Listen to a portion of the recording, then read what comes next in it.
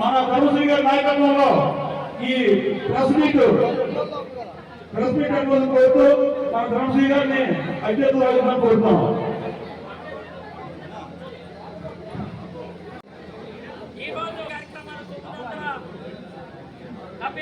సంక్షేమానికి అభివృద్ధికి 900 కోట్లు 1870 కోట్లు అభివృద్ధి పనులు నడిపించినట్టు గౌరవ ముఖ్యమంత్రి గారికి రేపు బ్రహ్మాండమైనటువంటి ఆదరణతో బీసీ సామాజిక వర్గానికి సంబంధించిన అందరూ కూడా సమిష్టిగా సమైక్యంగా ఉండి పెద్ద ఎత్తున ఈ కార్యక్రమాలన్నీ కూడా చేసి మళ్ళీ వైఎస్ఆర్ కాంగ్రెస్ పార్టీ విజేతను మేము భోగించే విధంగా సుబ్బారెడ్డి గారి నాయకత్వంలో చోడవరంలో వైఎస్ఆర్ కాంగ్రెస్ పార్టీ రెప్పలాడే విధంగా తప్పనిసరిగా రుణం తీర్చుకుంటామని పత్రికాముఖంగా తెలియజేసుకుంటూ జిల్లా అధ్యక్షులైనటువంటి కొండేటి ప్రసాద్ని ఒక్క నిమిషం మాట్లాడవచ్చు.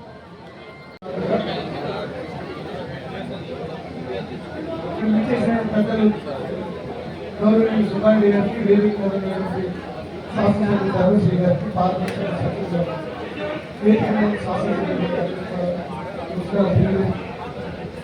సామాజిక సాధికారత అనేది వైఎస్ఆర్ కాంగ్రెస్ పార్టీ విధానం, మా విధానం. వైఎస్ఆర్ కాంగ్రెస్ పార్టీ జగన్మోహన్ రెడ్డి గారి విధానం సామాజిక న్యాయం. ఈరోజు చంద్రబాబు నాయుడు గారి తాలూకా సామాజిక వర్గానికి న్యాయం జరిగితేనే రాష్ట్రం అంతా సామాజిక న్యాయం జరుగుతుందని ఆలోచించుకున్నటువంటి పార్టీ తెలుగుదేశం పార్టీ. ఈ రాష్ట్రంలో ఉన్న అన్ని ప్రాంతాలు, అన్ని వర్గాలు, అన్ని కులాల వారు, అన్ని మతాల వారు అభివృద్ధి చెందితేనే ఈ రాష్ట్రంలో నిజమైన సామాజిక న్యాయం జరిగినని నమ్ముతున్న నాయకుడు జగన్మోహన్ రెడ్డి గారు. అందుకే ఒక మాట్లాడుకుంటున్నాను. ఈరోజు ఈ రాష్ట్రంలో ఉన్నటువంటి బీసీ, ఎస్సీ, ఎస్టీ, మైనార్టీలకి 2,68,000 కోట్ల రూపాయలు డీబీటీ ద్వారా అనేక సంక్షేమ కార్యక్రమాల రూపంలో డీబీటీ ద్వారా ఇచ్చిన నాయకుడు జగన్మోహన్ రెడ్డి గారు. నాన్ డీబీటీ ద్వారా 2,50,000 కోట్ల రూపాయలు నాన్ డీబీటీ ద్వారా ఈ రాష్ట్రంలో ఉన్న ప్రధానిగా నియమించిన నాయకుడు జగన్మోహన్ రెడ్డి గారు. ఈరోజు తెలుగుదేశం పార్టీకి వైఎస్ఆర్ కాంగ్రెస్ పార్టీకి చాలా వ్యత్యాసం ఉంది. అది గమనిస్తున్నారు. ఎవరైనా దళితులుగా పుట్టాలని కోరుకుంటారని చంద్రబాబు నాయుడు ఎక్కడ, నా ఎస్సీ అని పదే వారందరూ నావాలని కోరుకునేటువంటి జగన్మోహన్ రెడ్డి గారు ఎక్కడ అని ప్రజలందరూ ఆలోచిస్తున్నాం. బీసీలకు తోకలు కట్టిస్తానని చంద్రబాబు నాయుడు ఎక్కడ, నా బీసీలు నా సోదరులైనటువంటి గౌరవ ముఖ్యమంత్రి జగన్మోహన్ రెడ్డి గారు ఎక్కడ ఉన్నది. దీనిపై సామాజిక న్యాయం ఎవరి వల్ల సాధ్యం అవుతుందని ప్రజలు నమ్ముతున్నారు. ఈరోజు జగన్మోహన్ రెడ్డి గారి నాయకత్వంలో ఈ రాష్ట్రంలో బీసీ, ఎస్సీ, ఎస్టీ, మైనార్టీలకి న్యాయం జరిగిందని నమ్ముతున్నారు. కాబట్టి స్వచ్ఛందంగా వేలాది మంది ఈరోజు సామాజిక సాధికారిక బస్సు తరలి వస్తున్నారు. దానికి అదే నిదర్శనం. ఆంధ్రప్రదేశ్ రాష్ట్ర అవతరణ తర్వాత ఈ రాష్ట్రంలో ఉన్న బీసీలు కానీ, ఎస్సీలు కానీ, ఎస్టీలు కానీ, మైనార్టీలు కానీ రాజ్యాధికారంలో భాగస్వామ్యం చేసి తనతో పాటు పక్కనే కూర్చుని పెట్టినటువంటి నాయకుడు జగన్మోహన్ రెడ్డి గారు. దానికి ఉదాహరణ మన జిల్లాలో ఉన్నటువంటి ఒక బీసీ సామాజిక వర్గానికి చెందినటువంటి వ్యక్తిని, సామాన్య రైతు కుటుంబం చెందిన వ్యక్తిని ముత్యాలనాయుడు గారిని ఈరోజు రాష్ట్ర ఉప ముఖ్యమంత్రిగా మరి ఆయన పక్కన కూర్చోబెట్టిన నాయకుడు జగన్మోహన్ రెడ్డి గారు. ఈరోజు రాష్ట్ర మంత్రివర్గంలో 25 మంది మంత్రులు ఉంటే 15 మంది మంత్రుల్ని, ఎస్సీ, ఎస్టీ, బీసీ, మైనార్టీలని 15 మంది మంత్రివర్గంలో స్థానం కల్పించి బీసీలకి, ఎస్టీలకి, మైనార్టీలకి, ఎస్సీలకి రాజ్యాధికారంలో భాగస్వామ్యం చేసి తనతో పాటు రాజ్యాధికారంలో భాగస్వామ్యం చేసిన నాయకుడు జగన్మోహన్ రెడ్డి గారు.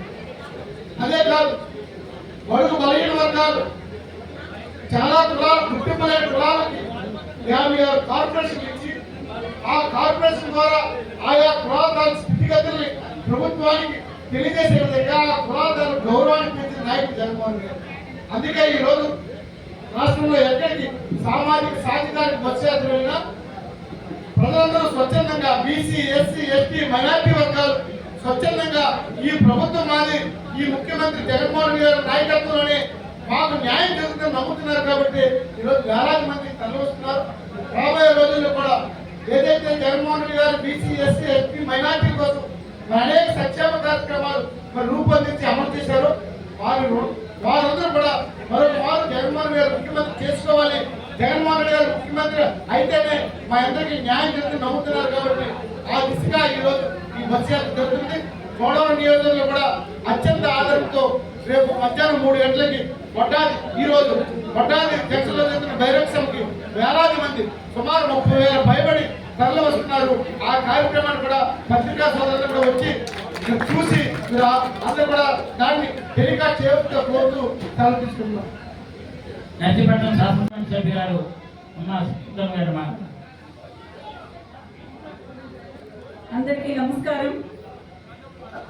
ఈరోజు చోడవరం నియోజకవర్గంలో ఒక పండుగలాగా మొదలైనటువంటి ఈ సామాజిక సాధికార యాత్రకు ఇచ్చేసినటువంటి గౌరవనీయులు పెద్దలు ఉత్తరాంధ్ర రీజనల్ కోఆర్డినేటర్ గారు సుబ్బారెడ్డి గారికి, మరి ముఖ్యంగా మరి చోడవరం నియోజకవర్గ అభివృద్ధి ప్రదాత మీ అందరికీ కూడా ఒక డైనమిక్ లీడర్గా ప్రతి ఒక్కరిని కూడా మరి ఆప్యాయంగా పలకరిస్తూ మరి తన ప్రస్థానాన్ని ముందుకు సాగిస్తున్నటువంటి గౌరవ శాసనసభ్యులు ధర్మశ్రీ గారికి, మరి కార్యక్రమానికి ఇచ్చేసినటువంటి జిల్లా పార్టీ అధ్యక్షులు పొట్టేటి ప్రసాద్ గారు, గౌరవనీయులు పెద్దలు నాగిరెడ్డి గారు, గౌరవనీయులు సోదరులు కట్ల ఉమాశంకర్ గణేష్ గారు, పెద్దలందరికీ కూడా పేరు పేరున నమస్కారాలు తెలియజేస్తూ మరి ఇవాళ ఒక గౌరవ పార్లమెంటు ప్రతినిధిగా పార్లమెంట్ లో కూర్చున్నప్పుడు మనం ఎప్పుడు కూడా డాక్టర్ బాబాసాహెబ్ అంబేద్కర్ గారి ప్రతి ఒక్క వాక్యాన్ని కూడా నెమరు వేసుకుంటూ ఉంటాం.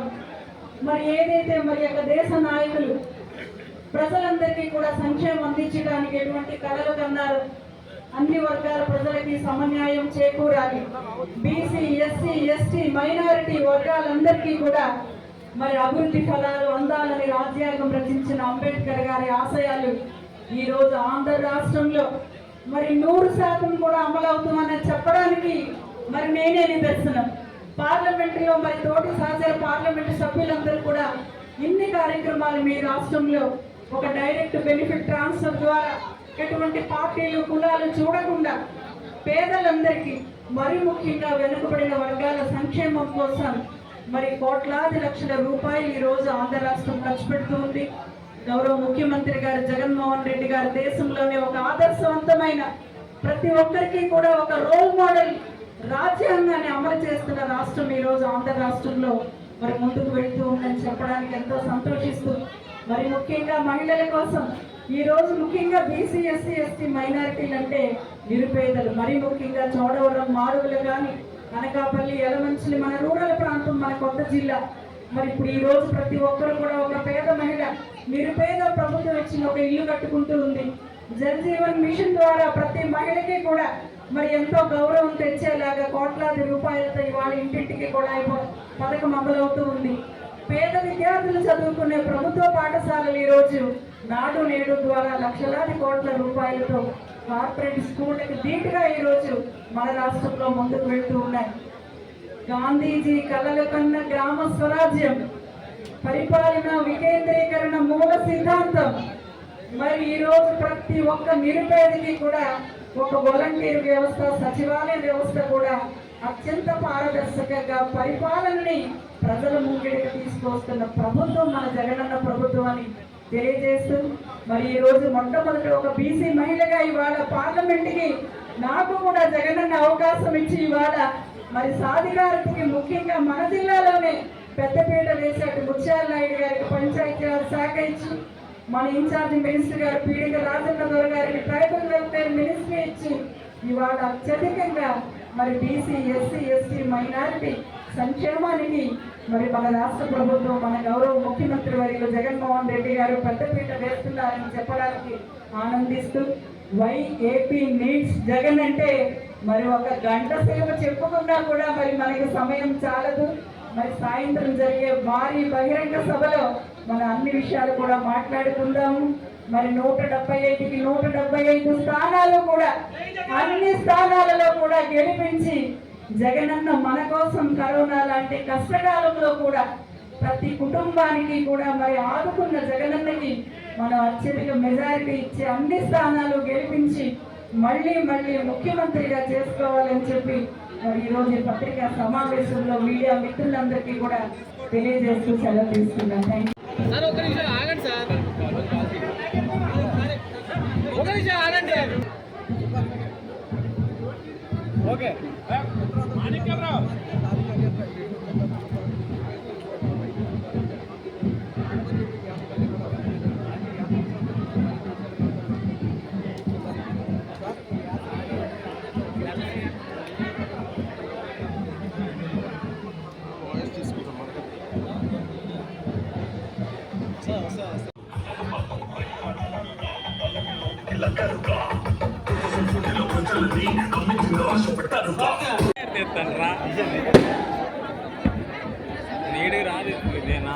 నా దాంట్లో దిగిరా, నా దాంట్లో దిగమని స్టిక్ పెట్టి షేక్ అవ్వకుండా దిగి.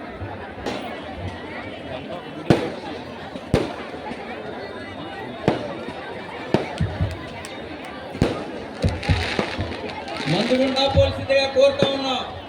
బాబు మందుగుండా ఆపాలి, మందుగుండా ఆపాలి. ఎవరో ఒకరు వెళ్ళి అడిగి ఒక గోవ మీద ఒకటి తగలేయండి.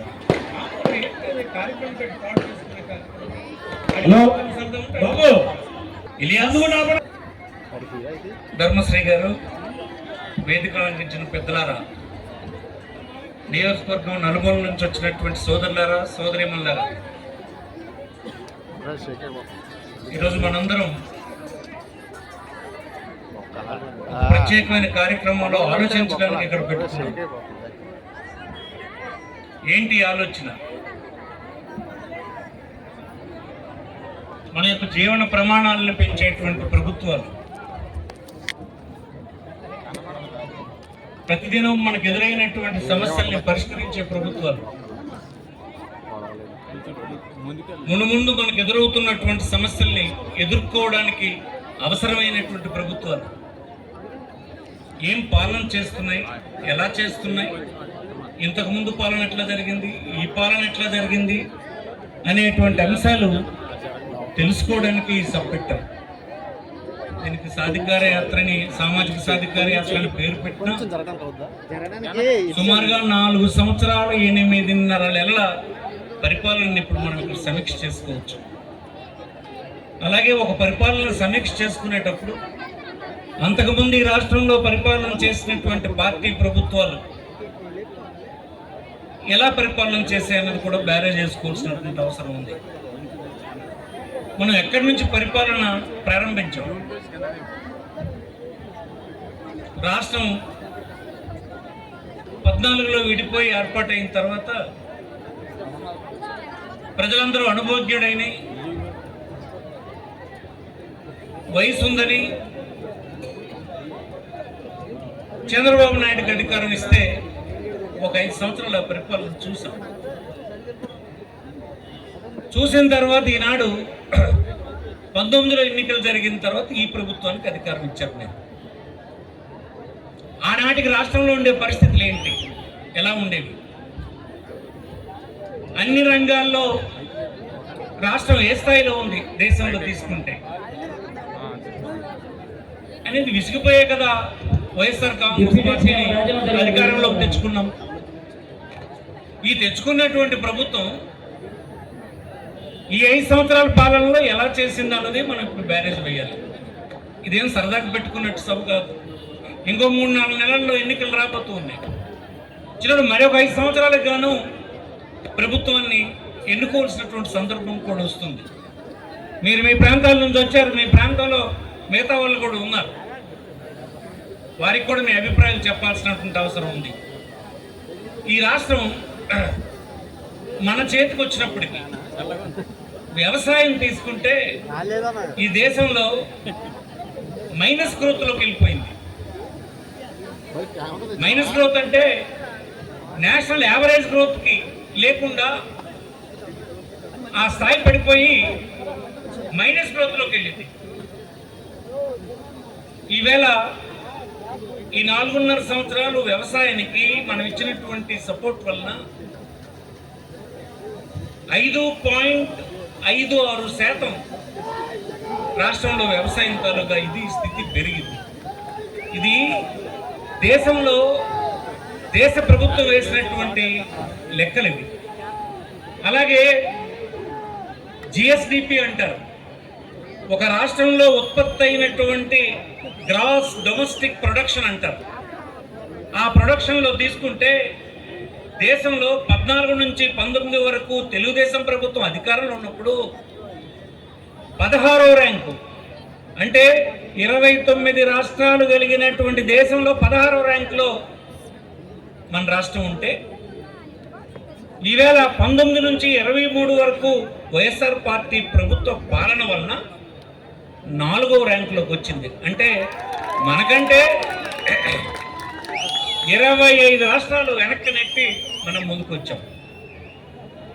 ఆయన చెప్తూ ఉంటాడు, నిన్న మొన్న ఎక్కడో దిగిపోయి పొలంలో దిగిపోయి వర్షం పడింది, పొలం పోయింది అని ఆయన బాధపడిపోతున్నాడు చంద్రబాబు. ఏంటి బాధపడిపోతే, నువ్వు యాక్షన్ చేసినందువల్ల రైతులకు ఏమైనా ప్రయోజనం వచ్చిందా? నువ్వు కన్నీరు కాచినందువల్ల నువ్వు పరిపాలన ఉన్నప్పుడు ప్రయోజనం వచ్చిందా? ఈ పరిపాలన, ఈ రాష్ట్ర ప్రభుత్వం పరిపాలనకు వచ్చిన తర్వాత వచ్చినటువంటి ప్రయోజనాలు మీకు కళ్ళెదురుగా కనిపించడం లేదా? ఏదైతే మీకు ఎన్నికలనాడు ప్రామిస్ చేసినటువంటి మొత్తం పెట్టుబడి సాయం కింద ఇస్తామన్నటువంటి పెట్టుబడి సాయం మొత్తం 5 సంవత్సరాలు కూడా మీకు అందించడం జరిగిందని మీకు ఈ సందర్భంగా మీ గ్రామంలోనే ఒక అగ్రికల్చర్ అధికారిని పెట్టి మీకు కావాల్సినటువంటి ఎరువులు, విత్తనాలు, మీకు కావాల్సినటువంటి సలహాలు ఎప్పటికప్పుడు అందించేటువంటి ఏర్పాటు చేస్తూ రైతు భరోసా కేంద్రాన్ని ఏర్పాటు చేయడం. దేశంలో ధరలు పెరిగిపోతే పండినటువంటి పంట గిట్టుబాటు ధర ఇచ్చేటట్టుగా మార్కెట్ ఇంటర్వెన్షన్ చేసి రేట్లు నిలబెట్టి మధ్యవర్తులు లేకుండా చేసేటువంటి ప్రయత్నం. ఇవన్నీ మన కళ్ళెదురు కనిపించినవి కదా. ఒకవేళ పంట పోతే అదే సంవత్సరంలో నష్టపరిహారాన్ని అందించేటువంటి ఎరువులు అందినటువంటి పరిస్థితి రాలేదా? ఏమిటి ఇప్పుడు మళ్ళీ నీకు అధికారం ఇస్తే కొత్తదనం చూపిస్తా? నువ్వు అధికారం పూర్వం చేయనటువంటి వాడువా? నీ అధికారం 14 సంవత్సరాల రాష్ట్రంలో 3 దఫాలు చేస్తావు. 3 దఫాలు నువ్వు రైతాంగానికి గొప్పగా చేసినటువంటిది ఒక పథకం ఏదైనా ఉంటే ఈవేళ చెప్పగలవా? ఈవేళ చెప్పుకోని. రైతులకు ఉచితంగా కరెంట్ ఇచ్చావా? ఇవ్వలేమని చెప్పావు. ఇవ్వలేమని చెప్తే నాడు రాజశేఖర రెడ్డి గారు ఉచితంగా కరెంట్ ఇచ్చారు. ఉచితంగా కరెంట్ ఇస్తే కాంగ్రెస్ పార్టీకి నువ్వు యుద్ధం చేసావా? రాజశేఖర రెడ్డి గారు కన్నా రాజశేఖర్, నువ్వు కరెంట్ ఇస్తే ఈ కరెంటు తీగల్లో వచ్చేది విద్యుత్ కాదు, బట్లారేసుకోవచ్చు అన్నావు. తీరా రాజశేఖర రెడ్డి గారు విద్యుత్ ఇస్తే నేను కూడా 9 గంటలు ఇస్తానని చెప్పావు. ఇచ్చావా? నువ్వు తర్వాత 14 నువ్వు అధికారంలోకి వచ్చి ఇవ్వగలిసావా? ఏనాడు నువ్వు మాటకు కట్టుబడలేదు. ఇవాళ వ్యవసాయదారుల గురించి నువ్వు తుఫాను ప్రాంతాల్లో తిరిగేసి కన్నీరు కార్చి గొప్ప నాయకుడిని అన్నట్టుగా నువ్వు చెప్తూ ఉన్నావు. నువ్వు నాయకుడు అయితే నువ్వు సాధించినటువంటి విషయాలు ఒక్కటి చెప్పు. నేనున్నప్పుడు ఇలా చేశాను, దానివల్ల రైతాంగం తాలూ స్థితిగతులు ఇలా పెరిగినాయి అని చెప్పడానికి ఒక అంశం నీ దగ్గర ఉందా? అరే నేను చెప్తున్నాను, ఇవాళ వినండి. పరిపాలన అంటే, పరిపాలనలో ఎన్ని మార్పులు వచ్చారు అబ్బాయి? ఇవాళ 2,40,000 కోట్ల రూపాయలు ఈ 4.5 సంవత్సరాల్లో మనం అర్హులైనటువంటి పేదవాళ్ళకి వారి అకౌంట్లలో రకరకాల సంక్షేమ కార్యక్రమాల కింద జమ చేస్తే, గడప గడపకు మనం వెళ్ళినాడు ఆ ఇంట్లో అడిగిన మొదటి ప్రశ్న ఇదే, నీకెవరైనా డబ్బులు అడిగారా ఈ పథకం ఇవ్వడానికి? లేదు. నువ్వెవరికైనా ఇచ్చావా? లేదు. ఇన్ని లక్షల కోట్లు పంపిణీ జరిగిన దగ్గర కూడా ₹1 అవినీతి జరగనటువంటి వ్యవస్థని ఈ ప్రభుత్వంలో తేలేదా మనం అని అడుగుతున్నాం. ఇది మార్పు కదా? ఇది ప్రభుత్వాలు చేయకపోతే ఎవరు చేయాలి? మరి నీనాడు ఉన్నప్పుడు నువ్వు అలా చేయగలిసావా? ఊరికి 4 పెట్టావు. ఆ 4 ఆ గ్రామంలో ఏ సంక్షేమ పథకం అందాలంటే సర్టిఫికెట్ ఇవ్వాలి. కలెక్టర్ వద్దకు పోయినా మాట్లాడడానికి లేదు. నువ్వే కదా మరి 4 సంవత్సరాల క్రితమే కదా ఇది. వాడికి డబ్బులు ఇచ్చుకుంటే కానీ ఏ పథకం అందనటువంటి పరిస్థితి, వాడికి సెల్యూట్ కొట్టకపోతే అందనటువంటి పరిస్థితి, వాడికి నేను బానిసని చెప్పకపోతే ఏ సహాయం అందనటువంటి పరిస్థితి ఈవేళ ఉందా? నేను ఈ రాష్ట్రంలో ఉండేటువంటి పేదలకు ఒకటే అడుగుతున్నా, ప్రభుత్వం అందించిన సంక్షేమ కార్యక్రమాలు అందుకోవడమే కాదు, కార్యక్రమం సంక్షేమం అందుకోవడానికి, డబ్బు అందుకోవడానికి, ప్రభుత్వ సహాయం అందుకోవడానికి నువ్వు ఆ గ్రామంలో ఏ ఒక్కడికి దండం పెట్టక్కర్లా. ఎవరి వద్ద వచ్చక్కర్లేదు, ఎవరికి నేను రుణపడిపోయానని నువ్వు బాధపడక్కర్లే. అలాంటి ఆత్మగౌరవాన్ని ఒక పేదవాడికి ఇచ్చిన ప్రభుత్వం రా ఇది. మీరు ఒక ధనం ఇవ్వడం కాదు గొప్ప, సంక్షేమ కార్యక్రమం ఇవ్వడమే గొప్ప కాదు, అది అందుకోవడంలో ఒక ఆత్మ గౌరవం ఉండేటట్టుగా ఇవ్వడం, ఎవరికి తలంచకుండా ఇవ్వడం. పేదవాడు దర్జాగా నా ప్రభుత్వం ఇది, నేను ఓటేసి తెచ్చుకున్న ప్రభుత్వం ఇది, నా అవసరానికి ఈ ప్రభుత్వం ప్రకటించిన కార్యక్రమం అందుకోవడానికి నేను ఎవరికి సెల్యూట్ కొట్టక్కర్లేదు అనేటువంటి గౌరవాన్ని పొందే ప్రభుత్వం కదా. ఈవేళ వాళ్ళు ఏదో మాటలు చెప్తే ఆ మాటలకు మనం విని మోసపోతే ఎలాగంటాను నేను. ఒక్కొక్క రంగంలో మీరు మార్పులు చూడండి. మన స్కూల్ ఎలా ఉండేది, 4.5 సంవత్సరాల క్రితం మన స్కూల్ ఎలా ఉండేది? పగుళ్ళు పడి కూలిపోతే పట్టించుకోనటువంటి వాడు, స్కూల్కి పిల్లలు వెళ్ళకపోతే చూడనటువంటి పరిస్థితి, ప్రైవేట్ స్కూళ్ళు విజృంభించి ఎవరికి దోచిన కాడికి దోచుకునేటువంటి పరిస్థితి ఉంటే 4.5 సంవత్సరాలు ఏమొచ్చింది? మీ గ్రామాల్లో మీ కళ్ళ ముందు కనిపిస్తున్నటువంటి స్కూలు ఈవేళ ప్రైవేట్ స్కూల్ కంటే అందంగా తీర్చిదిద్దబడిందని మీకు ఈ సందర్భం మనం చేస్తాం. స్కూలుకు రంగులేయడం, కన్స్ట్రక్ట్ చేయడమేనా?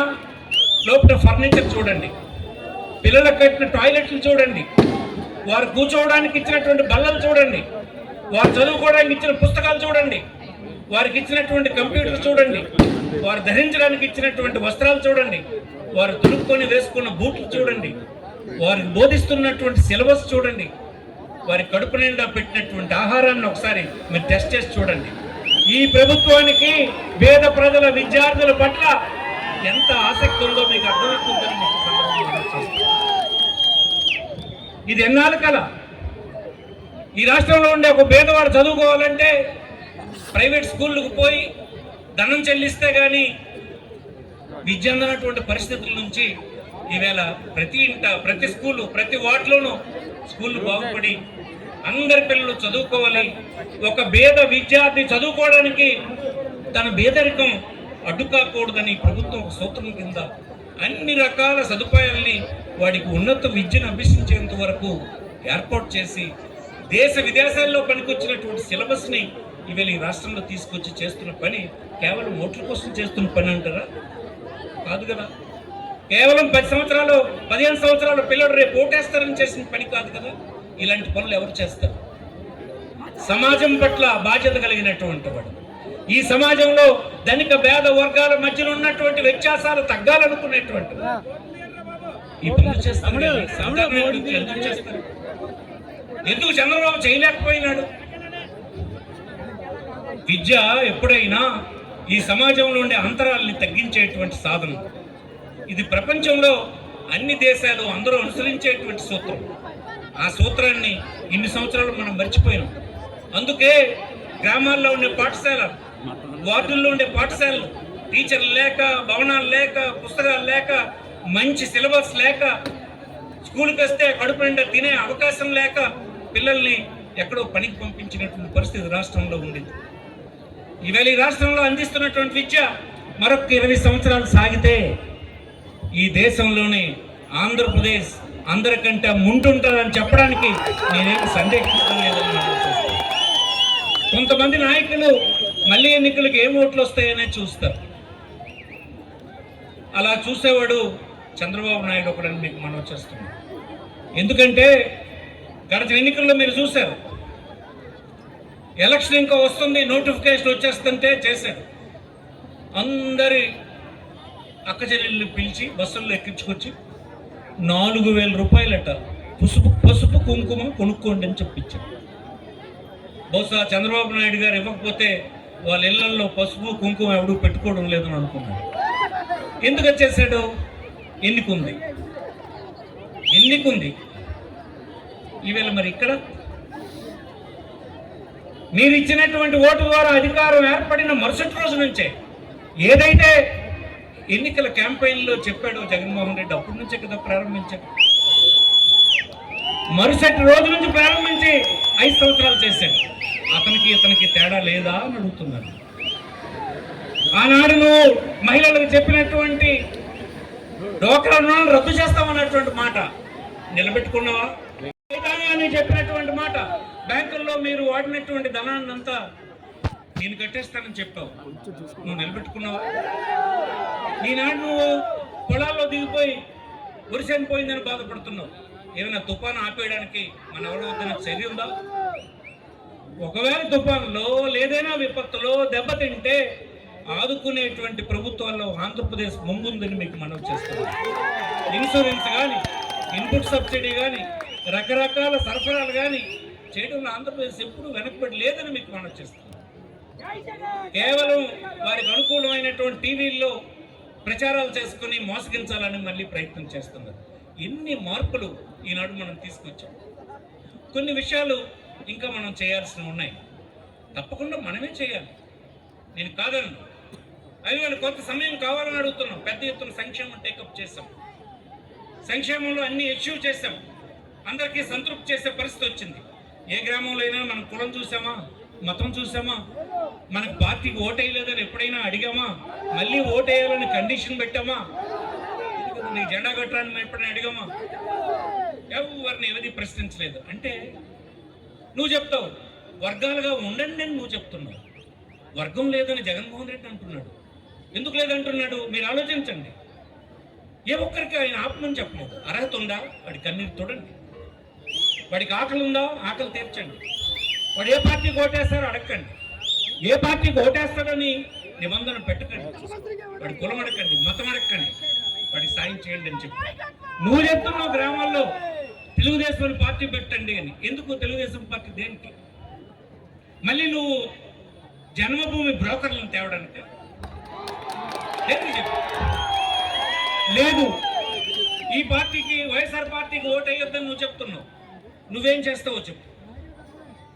ఈనాడు నీకు ఓటేస్తే నేను ఇది చేస్తానని చెప్పు. నువ్వు ఎక్కడైనా నమ్ముతారని చూద్దాం, చెప్పు. ఒకవేళ ఇలాగే మళ్ళీ ఇంతమంది ఇస్తానని చెప్తే, నువ్వు ఇంతకు ముందు ఇస్తానని చెప్పి ఇవ్వలేదు కదా, నీకు ఎవరు నమ్ముతారు? పోనీ నువ్వు ఇచ్చావనుకో, ఇచ్చిన జగన్మోహన్ రెడ్డికి మానేసి మళ్ళీ నువ్వు ఇస్తావో లేదన్నాడు నీకెందుకు ఓటేయాలా? ఇవన్నీ ప్రజల మధ్య ఉన్నటువంటి అనేకమైనటువంటి సమస్యలు. కేవలం ఇతర విషయాలతో మీరు అటువైపు పోవద్దని మీకు ఈ సందర్భంగా మనం చేస్తున్నాం. ఈ రాష్ట్రంలో అన్ని మంచి సిస్టమ్స్ వచ్చాయి. ఎక్కడో 1-4 రోడ్లు వేయడానికి ఎంత కావాలరా బాబు? ఎంత కావాలి? పట్టుమనకు 40,000 కోట్లు పెడితే మళ్ళీ రోడ్లన్నీ బ్రహ్మాండంగా తయారైపోతాయి. ఒక్క సంవత్సరం కాలం పట్టుకుంటే మళ్ళీ రోడ్లన్నీ బ్రహ్మాండంగా తీసుకొచ్చే పని చేస్తాం. ఇన్ని పనులు చేసినటువంటి మేము, ఇన్ని ఓడరేవులు కట్టినటువంటి మేము, ఇన్ని రకాల పరిశ్రమలు తెచ్చినటువంటి మేము ఏ ఒక్క రోడ్లు వేయలేమా? మీకు రోడ్డుకి మోటార్ సైకిల్ వెళ్ళినప్పుడు ఒక గొతుకు పెడితే ఏమో వైఎస్ఆర్ పార్టీని తిట్టేస్తాం. అదొక్కటేనా మనకి జీవితానికి? అదొక్కటేనా చెప్పండి? మీరు 20,000 గ్రామాల్లో హాయిగా సంతోషంగా జీవిస్తున్నారంటే, ఏ ఆపద వచ్చినా మాకు ప్రభుత్వం ఉందన్న ధైర్యం వచ్చిందంటే ఈ ప్రభుత్వం కాదట. హాస్పిటల్ ఎలా ఉండేవి? ఈ రాష్ట్రంలో హాస్పిటల్ ఎక్కడైనా ఎల్లగలిసే వాళ్ళమా? మోసం మోసం మోసం ప్రైవేట్ వాళ్ళకి బలిచ్చేశారు. ఈవేళ చూడండి, మీ గ్రామీణ స్థాయిలో ఉండేటువంటి క్లినిక్ చూడండి, దానికి అవసరమైనటువంటి సిబ్బందిని నియమించాం.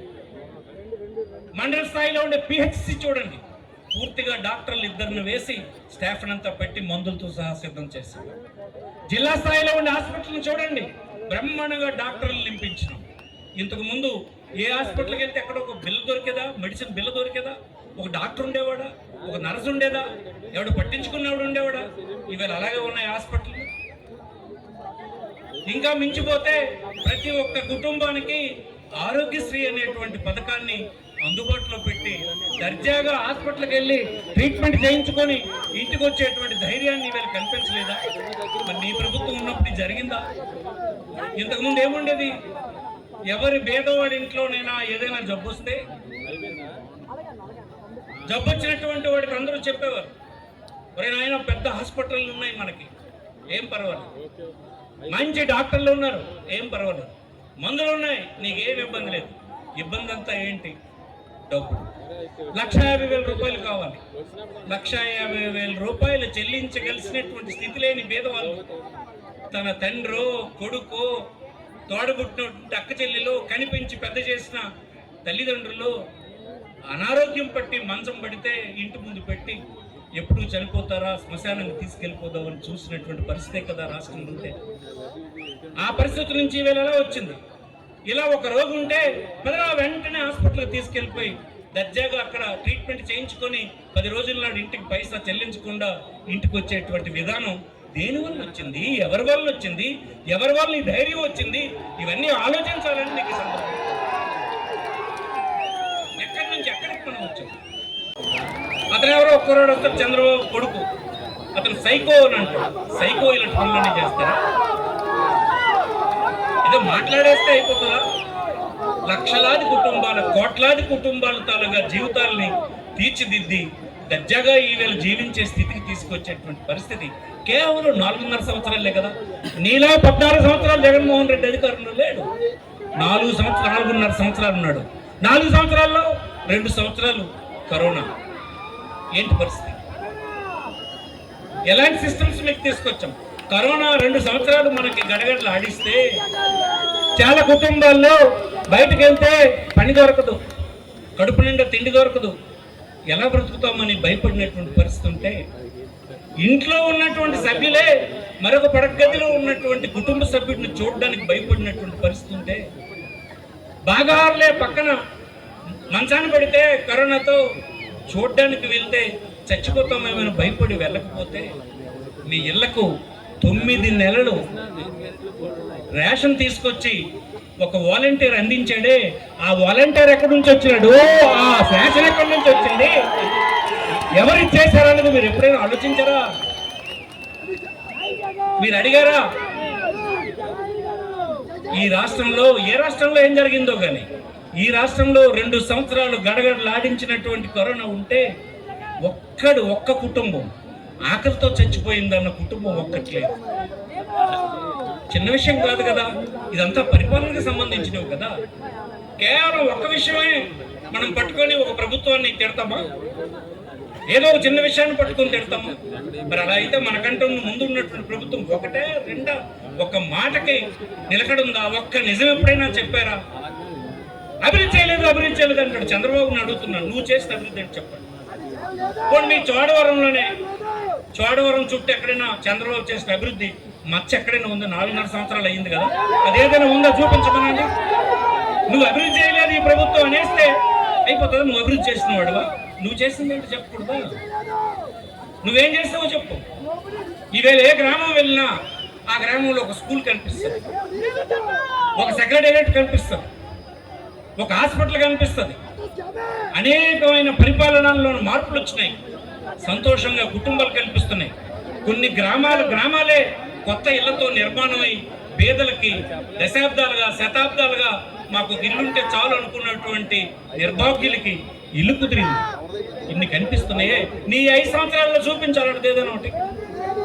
మీకు తెలుసా? మీ అందరికీ తెలియదు. ఒకే ఈ ప్రభుత్వ కాలంలో 32 లక్షల మందికి ఇల్లు స్థలాలు ఇచ్చాము, 15 లక్షల మందికి ఇల్లు శాంక్షన్ ఇచ్చాము. చూపించమను. చంద్రబాబు 14 సంవత్సరాల్లో 14 సంవత్సరాలు కల్పించిన ఉంటాయేమో చూపించమను. ఈ 32 లక్షల ఇళ్ల స్థలాలకు భూమి ఎక్కడి నుంచి వచ్చింది అనుకున్నారు? ప్రభుత్వం రైతుల దగ్గర డబ్బిచ్చుకున్నది. 12,800 కోట్ల రూపాయలు పెట్టుకున్నది. ఎప్పుడైనా నువ్వు అలా ఒక చూపించి ఎక్కడైనా నువ్వు 10 కోట్ల రూపాయలు ఖర్చు పెట్టి నువ్వు ఎక్కడ గ్రామంలో భూమి కొన్నావా? పేదలకు ఇళ్ల స్థలాలు ఇచ్చావా? లేదు. ఈ ప్రభుత్వాన్ని పడగొట్టేమంటున్నావు. పడగొట్టేస్తే ఇన్ని కార్యక్రమాలు ఎలా జరుగుతాయని అంటున్నాను. ఇవన్నీ పరిపాలన వికేంద్రీకరణ. మీరు మీ గ్రామాల నుంచి మండలం కేంద్రంకి వెళ్ళేవారు. మండలం కేంద్రంకి వెళ్ళి ఒక సంక్షేమ పథకం అప్లికేషన్ నింపాలంటే మీ గ్రామంలో ఒక చైతన్యవంతుడిని తీసుకుని వెళ్ళేవారు. వెళ్ళి పడగాపులు కాసుకొని తాలూకా కార్యాలయం ముందో మండల పరిషత్ ముందో వేచి ఉండేవారు. ఇవాళ పరిస్థితి ఉందా? మీకు తీసుకొని వచ్చినటువంటి వాడికి ఆటో డబ్బులు పెట్టాలి, భోజనం వేళ అయితే భోజనం పెట్టాలి. మీరు వెళ్ళినప్పుడు అక్కడ ఉన్నటువంటి అధికారి వేరే పని మీద వెళ్ళిపోతే మరుసటి రోజు తీసుకెళ్ళాలి. నీకు ఇక్కడ కూలి దండుగా, వాడికి మళ్ళీ వస్తే ఆడికి ఫీజు దండుగా, ఇన్ని రకాలు ఉండేవి. ఇవాళ ఇవన్నీ పోయినాయి కదా. మండల కేంద్రం ఎక్కడుందో మీరు ఇప్పుడు మరిచిపోయినారు 4 సంవత్సరాలు. వెళ్ళక్కర్లేదు. తాలూకా కార్యాలయానికి మీరు వెళ్ళక్కర్లేదు. చిన్న చిన్న అవసరాల కోసం హాస్పిటల్కి మీరు ఎక్కడికి వెళ్ళక్కర్లేదు. రైతుల డెమాన్స్ట్రేషన్ దగ్గరికి వెళ్ళక్కర్లేదు. మీ దగ్గర ఉన్న రైతు భరోసా కేంద్రంలో మీ పని అయిపోతుంది. ఇవన్నీ ఎలా వచ్చినాయి? ఇన్ని మార్పులు ఎలా వచ్చినాయి? ఈ పరిపాలన వల్ల వచ్చిందన్న విషయాన్ని మీరు మిగతా వారందరికీ తెలియజేయాలని సందర్భంగా ఇన్ని మార్పులు ఒకవైపు అయితే, రెండో వైపు ఎన్నో దశాబ్దాలుగా పోరాటం చేసినటువంటి మన పెద్దలు అధికారం ప్రజాస్వామ్యంలో ప్రపోర్షనేట్గా అందరికీ రావాలి అనేటువంటి వాదనలు చేసేవారు. విసిగి 75 సంవత్సరాలు అయిన తర్వాత వదిలేశారు మనకు మరి రాదని. కానీ మనం ఎవరు అడగకుండానే ఈవేళ జగన్మోహన్ రెడ్డి అధికారంలోకి వచ్చిన తర్వాత ప్రతి వెనుకబడిన కులానికి, scheduled caste, scheduled tribes, minorities అందరికీ కూడా ఈవేళ ఈ ప్రభుత్వంలో భాగస్వామ్యం కల్పించారు. మన కోసం మనమే నిర్ణయాలు చేసుకునేటువంటి ప్రభుత్వంగా ఈవేళ ఈ రాష్ట్రంలో ఈ ప్రభుత్వం సాగుతూ ఉంది. ఇది సాధికారత అంటే. నిజంగా అందరికీ అధికారం వెళ్ళడం. ఈ పని ఇంతకు ముందు ప్రభుత్వాలు చేయలేకపోయినాయి. ఈ ప్రభుత్వం చేయగలిసింది. దీన్నే గొప్ప విషయం అంటారు. ప్రజాస్వామ్యంలో రాజ్యాంగం చెప్పింది ఇదే. ప్రజాస్వామ్యంలో ప్రపోర్షనేట్గా అందరికీ అధికారం వెళ్ళాలి, రాజ్యాధికారం వెళ్ళాలి. ఆ రాజ్యాధికారం ఈనాడికి, ఎప్పుడో మనకు స్వాతంత్రం వస్తే ఇన్ని రాష్ట్ర ప్రభుత్వాల తర్వాత ఈవేళ జగన్మోహన్ రెడ్డి ఆధ్వర్యంలో అన్ని వర్గాలకు అధికారం ఈవేళ ట్రాన్స్ఫర్ అయ్యిందని మీకు ఈ సందర్భం మనం చేస్తాం.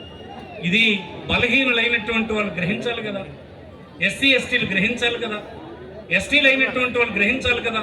అడగకుండా, ఉద్యమాలు చేయకుండా, ఆందోళనలు చేయకుండా మన ఆవేదనను తెలుసుకొని మన ఆకాంక్షను నెరవేర్చినటువంటి ముఖ్యమంత్రి కదా ఇతను.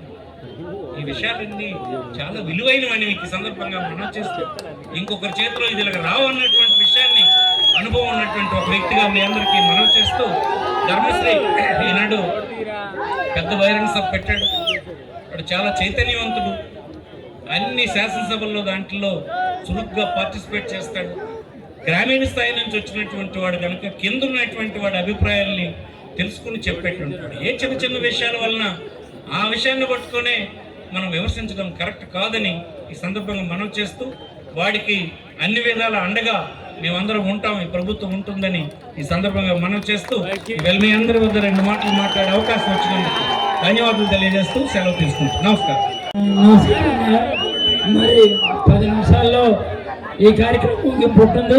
సివిల్ సప్లై శాఖ మంత్రి అయినటువంటి కాట్మూరు నాగేశ్వరరావు ఏదో మాట్లాడవలసిన కోరుతున్నాం.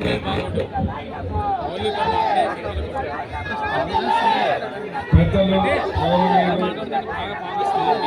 ఉభయ జిల్లా ఇన్ఛార్జి గారు సుబ్బారెడ్డి గారు, అలాగే నా సహచర మంత్రులు, ఎమ్మెల్యేలు, నాయకులు అందరూ పేరు పేరున నమస్కారాలు తెలియజేస్తున్నాను. ఒక్క నిమిషం బాబు, గట్టిగా అనాలి, రావాలి జగన్, చేతులు లగాలి, రావాలి జగన్, కావాలి జగన్. ఏం ఊపులేదయ్యా, రావాలి జగన్, కావాలి జగన్. మీ శాసనసభ్యుడు ధర్మశ్రీ మా అసెంబ్లీలో అందరికీ కితకిత పెడతాడు. మామూలుడు కాదు. జగన్ గారు కూడా 10 సార్లు నవ్విస్తాడు అసెంబ్లీలో. మీ ఊపిరి మరి ఇందాక నుంచి చూస్తున్నాను, మీరు ఎంత ఉత్సాహంగా ఈ ర్యాలీలో పెద్ద ఎత్తున పాల్గొన్నందుకు మేము అందరినీ హుషారు చూసి జగన్ గారికి అండగా మీరున్నారన్నది నిజమైంది. మీ ధర్మశ్రీని మొన్నటి కన్నా ఎక్కువ మెజార్టీతో గెలిపిస్తారన్న దాంట్లో ఏ మాత్రం సందేహం లేదు. చాలా మంచివాడు, సామ్యుడు, ఉన్నట్టు మాట్లాడతాడు. కానీ మీ నియోజకవర్గం అంటే అతనికే పక్షపాతం, మా అందరి మీద ఉండదు, మీ నియోజకవర్గం మీదే బాగా తెచ్చుకోవాలి, ఇక్కడే పనిచేయాలి. ఏందయ్యా తెలుగుదేశం వాళ్ళు 400 కోట్లు కూడా తేలేదు లాస్ట్ టైం 5 సంవత్సరాల్లో. 1900 కోట్లు ఎత్తుకొచ్చేసాడయ్యా బాబు. మీ నియోజకవర్గాలు 1900 కోట్లు అంటే మాట ఇంకా 6 నెలలు ఎంత పట్టుకొస్తాడు. జాతర మీరందరూ కూడా వాళ్ళు 400 కోట్లే ఇచ్చారు, ఇక్కడ 19 కోట్లు వచ్చిందంటే దాచుకో, దోచుకో, పంచుకో. ఏంటి? దాచుకో, దోచుకో, పంచుకో. మళ్ళీ రెడీ అయిపోయారు దాచుకుంటానికి, దోచుకుంటానికి.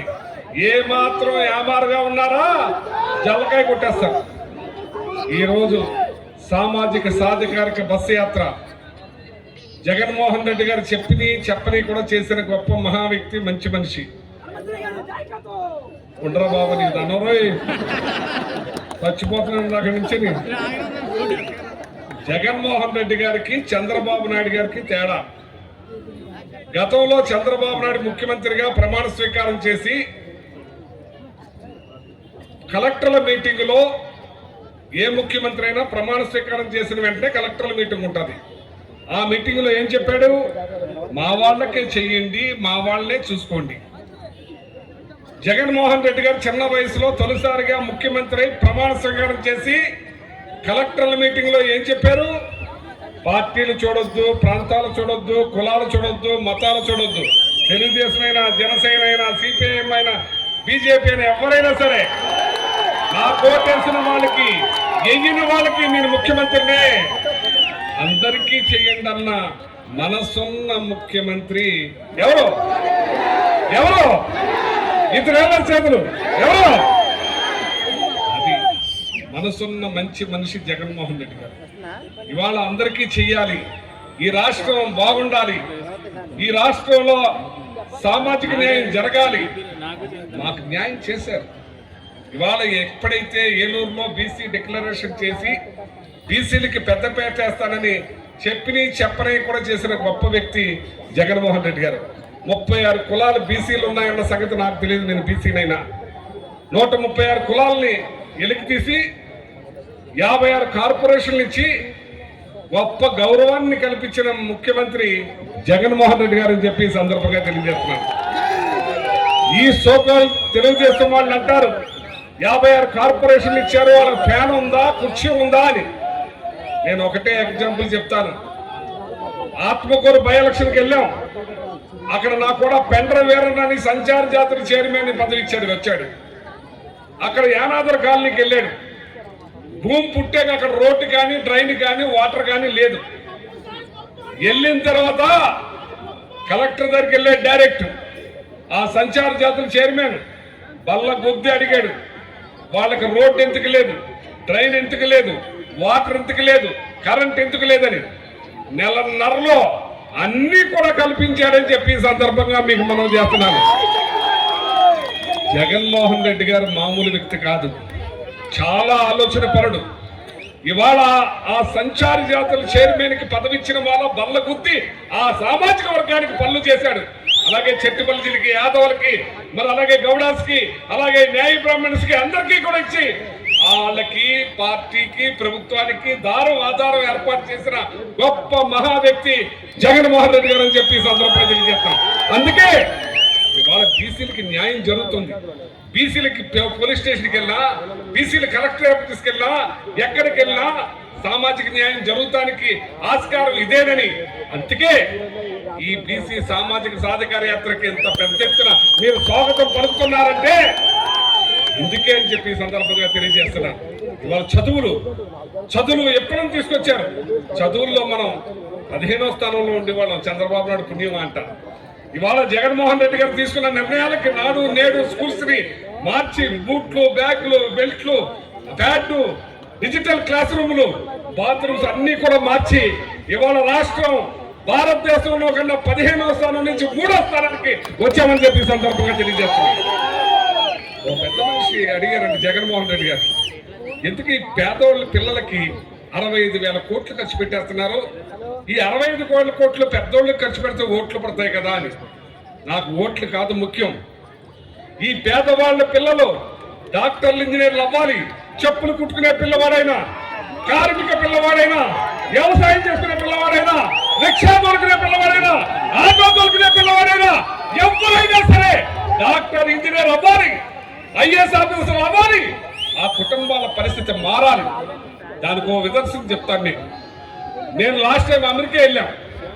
చికాగోలో 500 మందితోటి మీటింగ్ పెట్టారు మన తెలుగోళ్ళు. మీకు అర్థమైందా? చికాగోలో మన 500 మంది తెలుగోళ్ళు మీటింగ్ పెట్టారు. ఆ మీటింగ్ లో ఒక అబ్బాయి నా దగ్గరికి వచ్చాడు. మాది హనుమాన్ జంక్షన్ అండి, నా తండ్రి రిక్షా తొక్కునేవాడు, 10వ తరగతి మించి చదివించలేని బాబు, ఓహో సరే నేను ఆటో కొనుక్కుని సెటిల్ అవుదాం, ఒక ఆటో కొనుక్కుని సెటిల్ అవుదాం అనుకున్న టైంలో రాజశేఖర రెడ్డి గారు ముఖ్యమంత్రిగా రావటం జరిగింది. వెంటనే రూపాయి ఖర్చు లేకుండా intermediate first year, second year engineering first class లో పాస్ అయ్యాను. క్యాంపస్ సెలక్షన్ లో సాఫ్ట్వేర్ ఇంజనీర్ అయ్యాను. ఇవాళ అమెరికాలో నాకు సంవత్సరానికి 24 లక్షలు ఇస్తున్నారు. నా తండ్రిని రిక్షా మానిపించాను, ఇల్లు కట్టించా, మారుతి గారు కొనిచ్చా, నా చెల్లిని తమ్ముడిని చదివిస్తున్నాను. నన్ను పుట్టించిన దేవుడు ఎలా ఉంటాడో నాకు తెలియదు. ఈ స్థితి కల్పించిన దేవుడు రాజశేఖర రెడ్డి గారు అని చెప్పి ఆనందంతో చెప్పడం జరిగింది.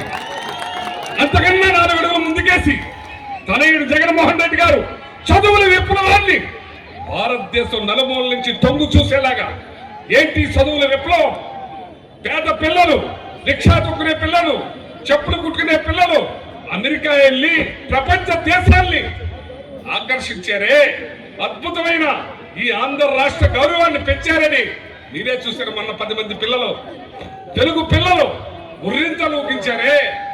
ఇది ఎందుకు? ఆ ఒకిద్దరు మాత్రం ఇంగ్లీష్ మీడియం వద్దు, పవన్ కళ్యాణ్ ఇంగ్లీష్ మీడియం వద్దు, చంద్రబాబు నాయుడు ఇంగ్లీష్ మీడియం వద్దు, వాళ్ళ కొడుక్కి మనవలకి ఇంగ్లీష్ మీడియం కావాలి. మన పిల్లలే పాపం చేశారని అడుగుతున్నాను నేను. అంతగా వాళ్ళు కావాలి, అంతగా వాళ్ళతో మీరు ఉంటారు. ఇవాళ మన పిల్లలు ఇంగ్లీష్ మీడియం చదవాలి, ఆర్థికంగా బలపడాలి, ఆ కుటుంబ పరిస్థితులు మారాలని తపనతో చేస్తున్నాడు. ఇవాళ చూడండి, 15వ స్థానంలో నుంచి 3వ స్థానంలోకి వచ్చాం. ఇవాళ ఆ వ్యవసాయం 3.4% లో ఉన్నది, దగ్గర 12% లోకి తీసుకొచ్చిన ఘనత జగన్మోహన్ రెడ్డి గారు దక్కుద్దని చెప్పి ఈ సందర్భంగా తెలియజేస్తున్నాను. మీరు బాగుండాలి, మీ పొలాలు బాగుండాలి, మీరు గేదెలు బాగుండాలి, మీరు దూడలను పెంచాలి, ఆవులను పెంచాలి, ఆర్థికంగా బలపడాలి. ఎన్ని ఆలోచిస్తున్నాడు ఆ బుర్రలోను. ఎంత మంచి మనసు ఆయనకి, ఎంత పేదలకు ఏమి చేయాలి, మేలు చేయాలి, మంచి చేయాలనే ఆలోచనే. అటువంటి జగన్మోహన్ రెడ్డి గారు కావాలా వద్దా? కావాలంటే చెయ్యబండి ఒకసారి, కొన్ని వేదలు కనపడతలేదు, మళ్ళీ అవ్వాలి, ఇలా ఇంకా చాలా మాట్లాడాలి కాబట్టి, ఇంకా ఉన్నారు కాబట్టి నేను మరొకసారి మీ దగ్గరికి వస్తాను. మీ ఎమ్మెల్యే సామాన్యుడు కాదు, మంత్రుల కన్నా ఎక్కువగా డబ్బులు తెచ్చేసుకున్నాడు. మీ నియోజకవర్గాన్ని అన్ని విధాలు అభివృద్ధి చేస్తున్నాడు. ప్రతి ఒక్కరికి అజాత శత్రువుగా మంచి మనసుతో అందరితోటి కలిసిపోయి ఉండే వ్యక్తి మీ ధర్మశ్రీకి అత్యధిక ఓట్లు వేస్తారా? ఒకసారి చేతులు రైట్, థ్యాంక్ యూ, నమస్కారం. గారు 4.5 సంవత్సరాల పాలన జరిగిన సందర్భంలో ఎస్సీలు, బీసీలు, మైనార్టీలు అందరూ కూడా కలిసి ప్రజలకు మనం ఏం చేసామో ఒకసారి గుర్తు చేయండి. మీరందరూ కలిసి ఒకే వేదిక మీద కనిపించాలి. ఆ వేదిక మీద ఎస్సీలు, బీసీలు, మైనార్టీలు తప్ప మరొక ఎవరో కూర్చోకోవడానికి వీల్లేదని చెప్పినప్పుడు మేమందరం చాలామంది ఏమనుకున్నామంటే అలా జరుగుద్దా, అవకాశాలు ఉంటాయా అని చెప్పి అనుకున్నారు. మాకు చర్చలు జరిగాయి. కానీ ఇవాళ చూసిన తర్వాత ఆయన ఏం చెప్పదలుచుకున్నాడంటే, జగన్మోహన్ రెడ్డి గారు ఈ రాష్ట్రం ఎస్సీలది, ఈ రాష్ట్రం బీసీలది, ఈ రాష్ట్రం మైనార్టీలది, ఈ రాష్ట్రం ఎస్టీలది అని చెప్పదలుచుకున్నాడు. వాళ్ళు బాగుంటేనే ఈ రాష్ట్రం బాగుంటుందని చెప్పదలుచుకున్నాడు. అదే భాగంలో అందులో భాగంగానే ఇవాళ ఇంత పెద్ద కార్యక్రమం జరుగుతూ ఉంది. నేను చూసిన ప్రోగ్రామ్స్ లో చాలా పెద్ద ప్రోగ్రాం అనిపిస్తూ ఉంది ఈ జనాలను చూస్తే. ఎందుకంటే రాగానే ఒక్కసారిగా చూస్తే ధర్మశ్రీ అన్న పైన ఉన్న ప్రేమ, జగన్ అన్నపై మీకున్న అభిమానం ఎల్లలేదని చెప్పి అనిపిస్తూ ఉంది. నేను ఒక మాట చెప్పి ఎక్కువ సమయం తీసుకోను. జగన్మోహన్ రెడ్డి గారు 4.5 సంవత్సరాల పాలన అందించిన విధానం మనం అందరం కూడా గమనించాల్సిన అవసరం ఉంది. 4.5 సంవత్సరాల్లో 40 సంవత్సరాలు సీనియర్లు అని చెప్పుకుంటూ ఉంటారు, 14 సంవత్సరాలు ముఖ్యమంత్రులు అని చెప్పుకుంటూ ఉంటారు. అది అంకెలుగానే మిగిలిపోయాయి. కానీ జగన్ అన్న వచ్చిన తర్వాత, అధికారం చేపట్టిన తర్వాత ఏనాడు కూడా నేను ముఖ్యమంత్రిని, నాదొక పెత్తనం అని జగన్మోహన్ రెడ్డి గారు అనుకోలే. కానీ గత నాయకుడు చంద్రబాబు నాయుడు మాత్రం అనుకుంటా ఉన్నాడు, ఏమనంటే ఇది పెత్తనం, నాకు అవకాశం వచ్చింది కాబట్టి నీ ఎలాగైనా మాట్లాడొచ్చు అనుకున్నాడు. అలా మాట్లాడుకోవాలనుకున్న సందర్భంలో ఎస్సీల పట్ల ఆయన మాట్లాడిన మాటలు మనందరం కూడా గుర్తు చేసుకోవాల్సిన అవసరం ఉంది. ఎస్సీల్ని కించపరుస్తూ ఎస్సీలుగా ఎవరైనా పుట్టాలా అని చెప్పి పుడతారా అని అనుకుంటారా అని చెప్పి చంద్రబాబు నాయుడు అన్న సందర్భం మనందరం కూడా గమనించవచ్చు. అదేవిధంగా మరి బీసీలని మీ తోకలు కత్తిరిస్తాను, మీ చర్మం ఒలుస్తానని చెప్పి మాట్లాడిన వ్యక్తి చంద్రబాబు నాయుడు. కానీ చంద్రబాబు నాయుడికి ఈ రెండు కులాలు కానీ ఎస్సీలు కానీ బీసీలు కానీ మైనార్టీలు కానీ ఎస్టీలతో సహా ఎవరు ఓట్లేసే పరిస్థితి లేదు. ఇవన్నీ గమనిస్తా ఉంటే జగన్మోహన్ రెడ్డి గారి రాష్ట్రానికి 20 నుంచి 25 సంవత్సరాలు మనకు ముఖ్యమంత్రిగా ఉండాల్సిన అవసరం ఉంది. ఎందుకంటే నాడు నేడు కింద స్కూళ్ళు డెవలప్ చేసి ఇవాళ మన పిల్లలందరికీ కూడా ఇంగ్లీష్ మీడియం చదివించి గొప్పగా ఇవాళ ఐక్యరాజ్య సమితిలో అంటే ఈ రాష్ట్రం ఏర్పడిన తర్వాత మన పిల్లలు వెళ్ళి ఐక్యరాజ్య సమితిలో మాట్లాడిన సందర్భాలు ఎక్కడా లేవు. కానీ ఈ తెలుగు రాష్ట్రాల నుంచి ఆంధ్రప్రదేశ్ నుంచి ఈ మధ్య కాలంలో మన బిడ్డలు వెళ్ళి ఐక్యరాజ్య సమితిలో మాట్లాడి అక్కడ ప్రశంసలు పొందారు. ఆ గొప్పతనం అంతా ఎవరిది అంటే ఖచ్చితంగా జగన్ అన్నది మాత్రమే.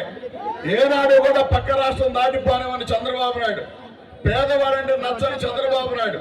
మీరందరూ గమనించండి, ఒకసారి చంద్రబాబు నాయుడు ముఖ్యమంత్రిగా ఉన్నప్పుడు ఈ రాష్ట్రానికి బిల్ క్లింటన్ వస్తున్న సందర్భంలో హైదరాబాద్ లో ఎయిర్పోర్ట్ లో దిగాల్సిన బిల్ క్లింటన్ ని ఆ సందర్భంగా హైదరాబాద్ ప్రాంతంలో అడుక్కుతినే ప్రతి ఒక్కరిని ట్రైన్ ఎక్కించి బస్సు ఎక్కించి హైదరాబాద్ లో లేకుండా తరలించి మా రాష్ట్రంలో పేదవాళ్ళని లేరని చెప్పారు చంద్రబాబు నాయుడు. ఎంత దుర్మార్గం అంటే అది. ఈ రాష్ట్రంలో ఇంకా కూడా పేదరికం ఉంది. ఈ మధ్య కాలంలో 12% ఉన్న పేదరికం 5% తగ్గిందంటే 14 సంవత్సరాలు చేసిన చంద్రబాబు నాయుడు గొప్పతనం కాదు. 40 సంవత్సరాలు సీనియర్ అని చెప్పుకున్న చంద్రబాబు నాయుడు గొప్పతనం కాదు. 4.5 సంవత్సరాల్లో జగన్మోహన్ రెడ్డి గారు చేసిన పాలన గొప్పతనం మాత్రమే. బాగా గమనించండి, మన పట్ల ఆయనకి ప్రేమ ఉంది జగనన్నకి. పాదయాత్ర సందర్భంగా జగనన్న పాదయాత్ర చేసినప్పుడు మనకు కష్టాలను దగ్గర నుండి చూశాడు, మన బాధలను దగ్గర నుండి చూశాడు. మన ఆకలి తెలిసిన వ్యక్తి జగన్మోహన్ రెడ్డి గారు, మన సమస్యలు తెలిసిన వ్యక్తి జగన్మోహన్ రెడ్డి గారు. మన సమస్య విని నేనున్నాను కదా, నేను పరిష్కరిస్తాను కదా అని చెప్పి ముందుకొచ్చి మన ఆకలిని తీర్చే వ్యక్తి మనకు కావాలా?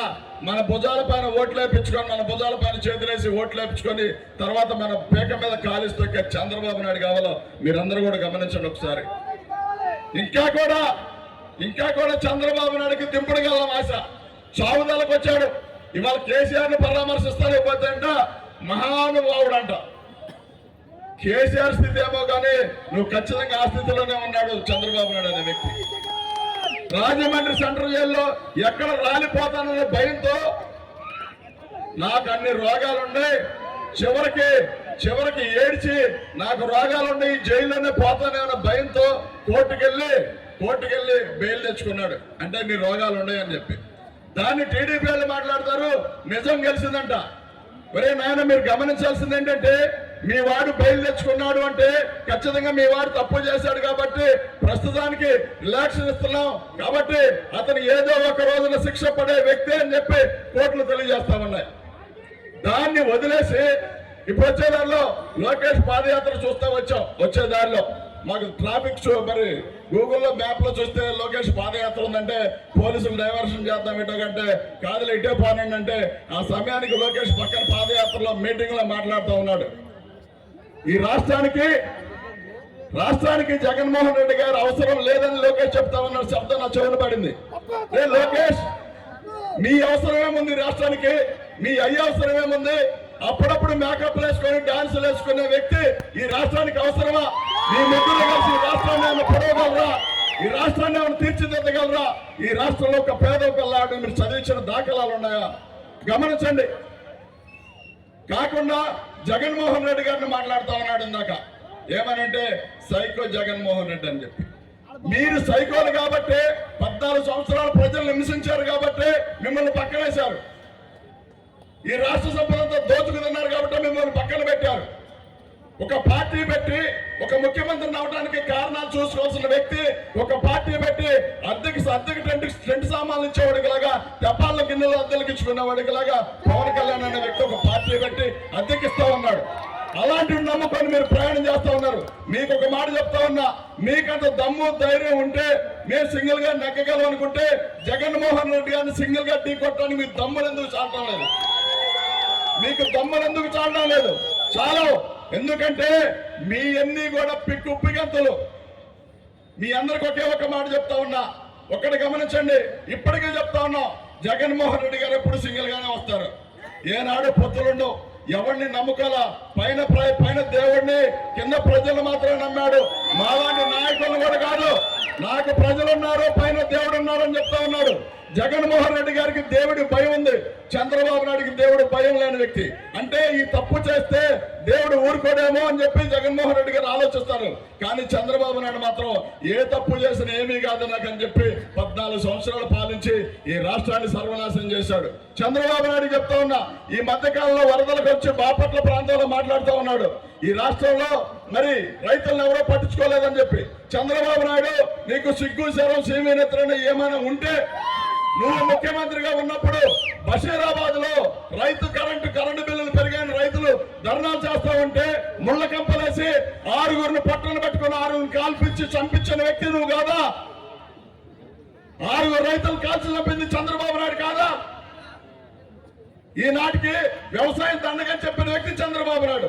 రాజశేఖర రెడ్డి గారు వచ్చిన మాత్రమే వ్యవసాయం దండ కాదు, అది పండగ. వ్యవసాయం అనేవాడు లేకపోతే, రైతు అనేవాడు లేకపోతే ఈ రాష్ట్రం బాగుండదు. ఆంధ్రప్రదేశ్ అంటేనే అన్నపూర్ణ కాబట్టి ఈ రాష్ట్రానికి వ్యవసాయం అవసరం అని చెప్పి వ్యవసాయానికి ఉచిత కరెంట్ ఇచ్చి మరి జగన్మోహన్ రెడ్డి గారు కానీ రాజశేఖర రెడ్డి గారు కానీ ఇవాళ ఇంత గొప్పగా పాలిస్తా ఉన్నాడు. చంద్రబాబు నాయుడు ఇందాక చెప్పారు ధర్మాన ప్రసాద్ గారు ఏమనంటే, కరెంట్ ఇస్తామంటే ఆ కరెంటు తీగల మీద బట్టలారేసుకుంటామని చెప్పాడు. ఆ రోజున ఒకసారి పట్టుకొని చూడాల్సింది చంద్రబాబు నాయుడు. ఈ రాష్ట్రానికి పట్టిన శని ఏనాడో పోయారు. కానీ ఇక్కడ కబోష్ పక్షిలాగా తెలుసు కదా మీ అందరు, కబోష్ పక్షులు అంటే ఇక్కడ చింత చెట్లకి ఆలబడతా ఉంటాయి. అవి రాత్రి తిరుగుతాయి, పగలు పడుకుంటా ఉంటాయి. అలాంటి వ్యక్తి రాష్ట్రాన్ని పట్టుకొని ఆలబడి పీడిస్తా ఉన్నాడు. ఇంకా కూడా చంద్రబాబు నాయుడు 2 ఎకరాల రైతు. ఒకసారి గమనించండి మీరందరూ కూడా. చంద్రబాబు నాయుడు అనే వ్యక్తి 2 ఎకరాల రైతు, 6 లక్షల కోట్లు సంపాదించాడు. ఏ రకంగా ఏ బిజినెస్ చేస్తే ఈ 14 సంవత్సరాల్లో నీ సంపద 6 లక్షలు అయిందని అడిగితే ఈనాటికి సమాధానం చెప్పడం. మన పిల్లలు ఇంగ్లీష్ మీడియం చదువుకుంటే మాత్రం చంద్రబాబు నాయుడు హైకోర్టుకి వెళ్ళి ఏమంటాడంటే, ఇంగ్లీష్ మీడియం వీళ్ళు చదువుకోవడానికి వెళ్ళలేదు, ఎక్కడ నా మనవడకు పోటీ వస్తారని చెప్పి భయంతో ఇంగ్లీష్ మీడియం ఆపేసాలని చెప్పి కోర్టుకి వెళ్ళాడు చంద్రబాబు నాయుడు. మనకు అమ్మఒడి అనే ఒక పథకం పెట్టిన జగన్మోహన్ రెడ్డి గారు మన తల్లి చదివించలేకపోతా ఉంది. ఆమె పనికెళ్తూ మనలో కూడా పనికి ఎక్కడ తీసుకుపోతాయనే భయంతో జగన్మోహన్ రెడ్డి గారు అమ్మఒడి అనే ఒక పథకం పెడితే అందువలన ఒక 15,000 రూపాయలు మన అమ్మఒడి పథకం ద్వారా డబ్బులు అకౌంట్లో వేస్తా ఉంటే చంద్రబాబు నాయుడు తన బినామీలందరూ కలిసి ఈ రాష్ట్రం అప్పుల పాలైపోద్ది కాబట్టి ఈ రాష్ట్రం అప్పుల పాలైతే చాలా చూసి ఈ డబ్బులు పంపిణీ అంతా కూడా ఆపాలని చెప్పి కోర్టుకు వెళ్ళాడు చంద్రబాబు నాయుడు. అమ్మఒడి పథకం ద్వారా మనకు 15,000 అకౌంట్లో పెడితే రాష్ట్రం అప్పుల పాలైపోద్దని చెప్పుకున్న వ్యక్తి తన మనవడు పుట్టిన 6 నెలలకు సంపద ఎంతో తెలుసు వైట్ అమౌంట్ బ్యాంకులో. చంద్రబాబు నాయుడు మనవడు పుట్టిన 6 నెలలకి 215 కోట్ల రూపాయలు వైట్ అమౌంట్ చూపించాడు. ఎవరు ఎలా ఉన్నారో ఒకసారి గమనించండి. మన పిల్లలు చదివించాలి. ఈ రాష్ట్ర పిల్లలందరూ కూడా ఎస్సీలు, బీసీలు, మైనార్టీలు చదువుకొని వాళ్ళు కూడా ఐఏఎస్లు గాను, ఐఏఎస్లు గాను, ఐపీఎస్లు గాను, గొప్ప ఉన్నతాధికారులు గాను తీర్చిదిద్దాలని చెప్పి గొప్ప రాజకీయ భవిష్యత్తు ఇవ్వాలని చెప్పి జగన్మోహన్ రెడ్డి గారు చూస్తా ఉంటే దీన్ని అందరినీ అడ్డుకొని ఏదో రకంగా మరి చంద్రబాబు నాయుడు రేపు 2024లో మళ్ళీ పోటీ చేస్తాను అని చెప్తా ఉన్నాడు. ఒక్క మాట చెప్తా ఉన్నా, నువ్వు 14 సంవత్సరాలు పాలించి 14 సంవత్సరాల్లో నేను ఈ పథకం ఇచ్చాను కాబట్టి రాష్ట్రం ఇట్లా ఉందని చెప్పే దమ్ము నీకుందా చంద్రబాబు నాయుడు?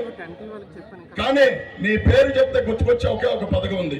అదేంటంటే ఎన్నుపోటు పథకం. ఎన్టీ రామారావుకి మాత్రమే సొంతం. అది ఆయన పొడిచావు లాక్కున్నావు. చంద్రబాబు నాయుడికి నిజంగా కష్టాలు తెలియవు, బాధలు తెలియవు. ఎందుకంటే ఒక పార్టీ పెట్టి రన్ చేస్తే చంద్రబాబు నాయుడు కష్టాలు తెలుస్తాయి. ఒక పార్టీని లాక్కొని ఒకరిని చంపి ఆ పార్టీని లాక్కొని అధికారం వాడుకుంటే ఏం తెలుస్తుంది చంద్రబాబు నాయుడు అనే వ్యక్తికి? తన పార్సల్ పడి పవన్ కళ్యాణ్ అనే వ్యక్తి బతకాలనుకుంటా ఉన్నాడు. వాళ్ళ అన్నగారు పార్టీ పెట్టి రన్ చేయలేక వదిలేస్తే కాంగ్రెస్ లో విలీనం చేస్తే ఇతను మాత్రం విలీనం చేయకుండా అప్పుడప్పుడు అవసరం ఉన్నప్పుడు తాకట్టు పెడతా ఉన్నాడు. కాబట్టి మీరందరూ కూడా చాలా జాగ్రత్తగా ఆలోచించి నిర్ణయాలు తీసుకోవాలి. దళారులు వస్తారు, మీకు ఎంత ఇస్తాం అంత ఇస్తాం, కాబట్టి మీ ఇంటికి ఒకసారి మీ ఇంటి ముందు మేము బంగారం రోడ్లు పోస్తాం వస్తారు. ఈ మధ్య అక్కడక్కడ గతుకులు ఎంత దిగజారంటే ఎక్కడో తెలంగాణ రోడ్లు బాగపోతే అక్కడ వీడియోలు తెచ్చి ఇక్కడ ప్లే చేస్తూ ఉంటారు ఎదవలో. పనా పాట అంట. ఆ పవన్ కళ్యాణ్ ఓట్లేసే వాళ్ళకి ఎవరికైనా ఒకళ్ళకి పనా పాట ఉంటుందా? ఉండదు. కానీ వాళ్ళు చేసే పనులు ఏంటంటే ఎక్కడే తెచ్చి ఇక్కడ చేస్తా ఉన్నారు. పవన్ కళ్యాణ్ ఈ మధ్య హైదరాబాద్ లో పోటీ చేశాడు కదా, డిపాజిట్లు వచ్చాయా? డిపాజిట్లు నరేంద్ర మోడీ ఫోన్ చేసి అన్నాడంటే ఈ మధ్య నాకు ఎవరో చెప్తా ఉన్నారు, అరే నీకు హెలికాప్టర్ పెట్టా అనవసరంగా డబ్బులు దండకు కదా అన్నాడు. ఈ మధ్య మన పిల్ల బర్రెలకైనా ఒక పిల్ల దళిత పెట్ట పోటీ చేసింది, 6,000 ఓట్లు వచ్చినాయి. 6,000 ఓట్లు. చంద్రబాబు నాయుడు పోటీ చేయాలా, పోటీ చేసిన పవన్ కళ్యాణ్ డిపాజిట్లు రాలా, వీళ్ళిద్దరు కలిసి ఆ పిల్ల సంఖ్యనాగాలి.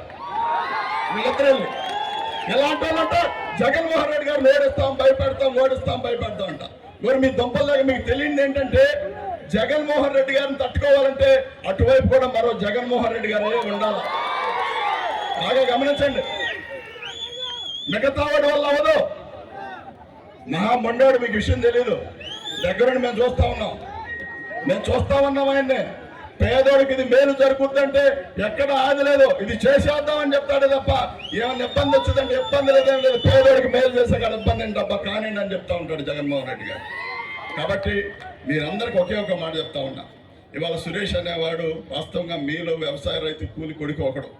ఇవాళ ఇక్కడ గొప్పగా స్టేజ్ మీద నుంచొని ఢిల్లీ పార్లమెంట్లో దేశ ప్రధాని పక్కన కూర్చున్న, ఒక రాష్ట్ర ముఖ్యమంత్రి పక్కన కూర్చున్న ఆ గొప్పతనం అంతా జగన్మోహన్ రెడ్డి గారిది మాత్రమే. నిజం. ఎందుకంటే నాలాంటి వాడు సర్పంచ్గా కూడా పోటీ చేయాలి.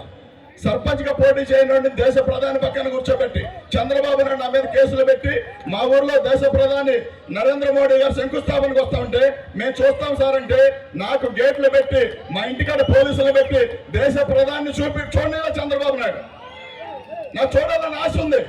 కానీ జగనన్న వచ్చిన తర్వాత సీఎం పక్కన కూర్చోవడం కాదు, ఏకంగా దేశ ప్రధాని ఏ నరేంద్ర మోడీని అయితే నేను చూడాలనుకున్నానో ఆ నరేంద్ర మోడీ దగ్గర తీసుకెళ్లి ఇదిగో తను నా ఎంపీ అని చెప్పి పరిచయం చేసి పక్కన కూర్చోబెట్టి ఫోటో తీసిన వ్యక్తి జగన్మోహన్ రెడ్డి గారు. మీరు గమనించండి బాగా. మనకెవరు కావాలి రాష్ట్రానికి? మనం బాగుండాలంటే ఈ రాష్ట్రానికి జగన్ గారు కదా కావాల్సింది. చంద్రబాబు నాయుడు కావచ్చు, పవన్ కళ్యాణ్ కావచ్చు, లోకేష్ కావచ్చు, ఎవరైనా అవసరం ఈ రాష్ట్రానికి? ఎవడు అవసరం లేదు. తలకాలం నంటించుకొని వస్తారు. ఎవడు ఎన్ని రకాలుగా తల్ల పెట్టుకొని వచ్చినా జగన్మోహన్ రెడ్డి గారిని పీకగలిగేది ఏమీ లేదు. కాబట్టి మనమందరం జగన్ గారి పక్షాన ఉందాం, జగన్ గారితో కలిసి ఉందాం, జగన్ గారితో 20-25 సంవత్సరాలు ప్రయాణం చేద్దాం. కాబట్టి ఈ సందర్భంగా మీరు చేయడమే కాదు, నేను ఒక మాట చెప్పి ముగిస్తా. ఒక పేదవాడి కొడుకు నందిగం సురేష్ అనేవాడు ఎస్సీ హాస్టల్లో చదువుకునేటప్పుడు ఉండి లేక పురుగులన్నం తిని బతికేవాడు.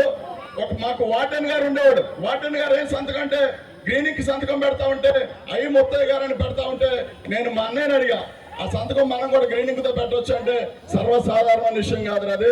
గొప్పగా చదువుకోవాలి, చదువుకొని అవకాశాలు వస్తేనే ఖచ్చితంగా సంతకం చేయగలుగుతా ఉన్నాడు. కానీ జగనన్న వచ్చిన తర్వాత జగనన్న ఏమన్నా తెలుసా? అవసరం లేదు కదా, నేనున్నాను కదా, నేను పెట్టిస్తా గ్రీనింగ్ తో సంతకం వ్యవసాయ కొడుకునని చెప్పి ఇవాళ నన్ను గొప్పగా తీర్చిదిద్దాడు. ఒక సురేష్ అనేవాడు నమ్ముకొని ఉంటే మీరు ఓట్లేసిన మిమ్మల్ని వదిలేస్తాడు జగన్మోహన్ రెడ్డి గారు. ఎంతగా చూస్తాడంటే కుటుంబాలాగా పాలిస్తా ఉన్నాడు. కాబట్టి మీ అందరికి ఒకే ఒక మాట చెప్తా ఉన్నా, ఈ రాష్ట్రానికి మాత్రం జగన్మోహన్ రెడ్డి గారు అవసరం. ఆక్సిజన్ మనిషికి ఎంత అవసరమో జగన్మోహన్ రెడ్డి గారు ఈ రాష్ట్రానికి అంత అవసరం. గమనించండి బాగా. ఎవడో ఎన్నో వస్తాడు, ఏదో జరిగిందని చెప్తాడు, ఏదో అవుతుందని చెప్తాడు. ఏది చెప్పినా మీరు నమ్మాల్సిన అవసరమే లేదు. నమ్మాల్సిందల్లా ఒకే ఒకటి, జగన్మోహన్ రెడ్డి గారి నినాదం, జగనన్న పేరు. ఈ రాష్ట్రంలో 25 సంవత్సరాలు ఆయన పాలిస్తే ఖచ్చితంగా మన పిల్లలు కూడా గొప్పగా చదువుకొని మంచి ప్రయోజకులై ఐఏఎస్లు గాను, ఐపీఎస్లు గాను, గొప్ప ఉన్నత శాస్త్రవేత్తలు గాను, అదేవిధంగా గొప్ప రాజకీయ నాయకుల కింద ఉంటారు. దాని నుంచి చాలా మంది మహిళలు ఉన్నారు. మహిళల్ని జగన్మోహన్ రెడ్డి గారు ఇచ్చిన పథకాలు అన్నీ ఇన్ని కాదు. కానీ చంద్రబాబు నాయుడు ఏ రకంగా ఎన్ని రకాలుగా మోసాలు చేసాం మహిళలను మనందరం కూడా చూసాం.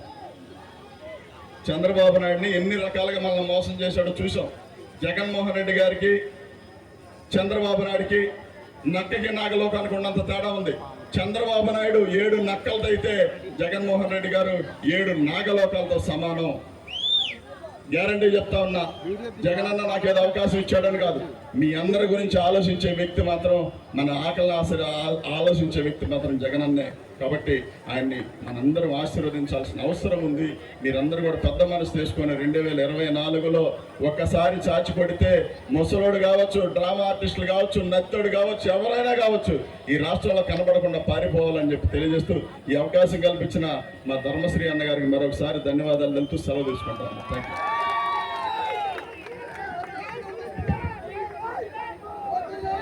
జిల్లా ఇన్ఛార్జి మంత్రివర్యులు రాజేంద్ర గారిని 2 నిమిషాలు మాట్లాడుకోవచ్చు. రాజేంద్ర గారితో అయిన తర్వాత సభను ముగించడం జరుగుతుంది. పెద్దలందరికీ, వేదిక ముందున్న మన గౌరవ పెద్దలు రీజనల్ కోఆర్డినేటర్ సుబ్బారెడ్డి గారికి, అలాగే ఇప్పుడే ముగించిన మా అన్న నందిగాం సురేష్ గారికి, అలాగే గౌరవ మంత్రివర్యులు అమర్ గారికి, నాగేశ్వరరావు గారికి, అదేవిధంగా ధర్మాన ప్రసాద్ గారికి, మరి గౌరవ ఎంపీ గారికి, జడ్పీ చైర్మన్ గారికి, ఇక్కడికి వచ్చేసిన పెద్దలందరికీ, అభిమానులకు, కార్యకర్తలకు అందరికీ పేరు పేరు నమస్కారం. మీరందరూ ఇంతవరకు మరి పెద్దలు చెప్పినవన్నీ విన్నారు. వెళ్ళిపోయే ముందు కూడా మీరు ఆలోచించుకోవాలి. మరి పెద్దలు ఏం చెప్పారు, ఎవరి కోసం చెప్పారు, ఎందుకోసం చెప్పారు అనేది ప్రతి ఒక్కరు కూడా మీ గుండె మీద చేయించుకొని ఆలోచించాలి. మరి జగనే కావాలి, మరి జగనే రావాలి. కాబట్టి ప్రతి ఒక్కరూ కూడా మళ్ళీ జగన్ ముఖ్యమంత్రి తీసుకురావడం కోసం, మళ్ళీ జగన్ని మన కోసం పనిచేయడం కోసం, ఇన్ని సంక్షేమ పథకాలు, ఇన్ని అభివృద్ధి కార్యక్రమాలు చేయడానికి జగనే రావాలని ప్రతి ఒక్కరు కూడా కోరుకోవలసిన అవసరము, బాధ్యత మనందరి మీద ఉన్నది. కాబట్టి ఇక్కడికి వచ్చిన వారు కానీ రాని వారు కానీ ప్రతి ఒక్కరు కూడా భారతదేశంలో ఏ ముఖ్యమంత్రి చేయని విధంగా, ఎక్కడ చేయని విధంగా మన ముఖ్యమంత్రి, మన నాయకుడు, మీ అన్న, మన అన్న, మన జగన్ గారు మన కోసం, మన కుటుంబం కోసం, దళితుల కోసం, గిరిజనుల కోసం, బడుగు బలహీన వర్గాల కోసం, మైనార్టీల కోసం, అక్రమ పేదల కోసం ఇన్ని విధాలుగా చేస్తున్నారు. ఇవన్నీ కూడా ప్రజలందరికీ తెలియజెప్పవలసిన బాధ్యత ప్రతి నాయకుడి మీద, ప్రతి కార్యకర్త మీద ఉన్నదని అందరూ తెలియజేసుకుంటాను. అందువల్ల మళ్ళీ జగనే రావాలి, మళ్ళీ జగనే కావాలి. బిరబిర వెళ్ళి ఓటేయాలి, గిరగిర పెరిగి ఫ్యాను తిరగాలి. బిరబిర వెళ్ళి ఓటేయాలి, గిరగిరగా మళ్ళీ ఫ్యాను తిరగాలి. ఈ విధంగా మనం అందరం పనిచేయాలని చెప్తూ చివరిగా నేను ముగించే ముందు కూడా మరొకసారి మీకు పిలుపునిస్తున్నాను. అన్నదమ్ములార కదిలి రండి, అక్క చెల్లెలార కలిసి రండి. అన్నదమ్ములార కదిలి రండి, అక్క చెల్లెలార కలిసి రండి. సమరానికి సైనికులై ముందుకు నడవండి, సమరానికి సైనికులై ముందుకు నడవండి. జగనే జగనే జగనే మన సీఎం అని చాటి చెప్పండి. వైఎస్ఆర్ జెండాను ఎగరవేయండి. మన ధర్మశ్రీ అన్నను మాత్రం ఎవరు పెంచుకోకండి. అక్కడ జగన్ను, ఇక్కడ ధర్మశ్రీ అన్నను మీకోసం, మీ నియోజకవర్గం కోసం, మీ పిల్లల కోసం, ఈ అభివృద్ధి కోసం మొన్న అసెంబ్లీలో కూడా ముఖ్యమంత్రి దగ్గర, మంత్రుల దగ్గర, అధికారుల దగ్గర కూడా వెళ్ళి నియోజకవర్గం కావాల్సిన నిధులు ఇవ్వాలి, పనులు ఇవ్వాలి, బ్రిడ్జీలు ఇవ్వాలి, రోడ్లు ఇవ్వాలని చెప్తున్నారు. కాబట్టి మీ ధర్మశ్రీ అన్నాన్ని, అక్కడ జగన్ ఎవరు మర్చిపోకూడదని, మర్చిపోవాలని కోరుకుంటూ మీరు శ్రమ తీసుకుంటూ